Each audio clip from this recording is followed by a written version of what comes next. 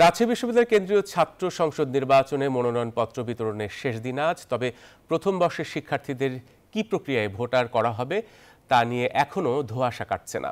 রাকসু নির্বাচনের বিস্তারিত জানাতে এখন ক্যাম্পাস থেকে যুক্ত হচ্ছেন সহকর্মী মতিউর মর্তুজা। মর্তুজা, ক্যাম্পাসে এখন কি অবস্থা দেখছেন, সেখানে আর কি কর্মসূচি চলছে?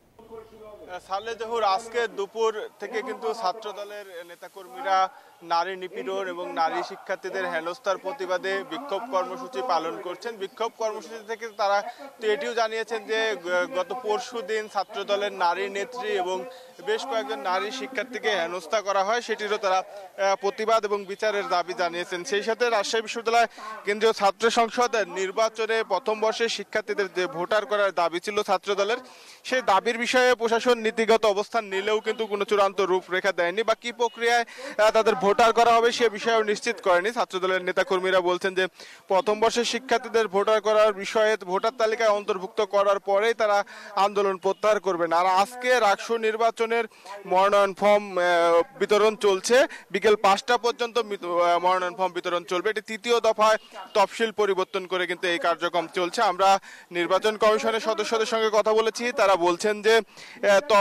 নির্বাচনের তারিখ অপরিবর্তিত রেখে কিভাবে প্রথম বর্ষের শিক্ষার্থীদের ভোটার করা যায় সেই চিন্তা ভাবনা তারা করছেন। আজকের মধ্যেই তারা সিদ্ধান্ত জানাবেন। তবে ছাত্রদলের নেতাকর্মীরা বলছেন তাদের যে 5 দফা দাবি, সেই সাথে নারী শিক্ষার্থীদের হেনস্থার যে বিষয়টি রয়েছে, এসব বিষয়ে সুরাহা করে দায়ী যারা রয়েছে তাদেরকে আইনের আওতায় আনার পরেই কিন্তু তারা তাদের আন্দোলন কর্মসূচি প্রত্যাহার করবেন। একই সাথে বিশ্ববিদ্যালয়ের ছাত্রদলের বেশ কয়েকজন নারী নেত্রীকে হেনস্থার কিন্তু তারা অভিযোগ করেছেন, সে বিষয়েও তারা জড়িত যারা রয়েছে তাদের বিচারের দাবি জানিয়েছেন। এবং একই সাথে তারা বলছেন যে বিশ্ববিদ্যালয়গুলোর কেন্দ্রীয় ছাত্র সংসদ নির্বাচনে একটি পরিকল্পিত ষড়যন্ত্র করা হচ্ছে এবং সেই সাথে যেন জাতীয় নির্বাচনও বানচালের একটি চক্রান্ত কিন্তু চলছে বলে কিন্তু ছাত্রদলের নেতাকর্মীরা বলছেন। তারা এইসব ষড়যন্ত্রকারীদের বিচারের দাবি জানাচ্ছেন সমাবেশ থেকে। এই ছিল রাজশাহী বিশ্ববিদ্যালয় থেকে সর্বশেষ জহুর।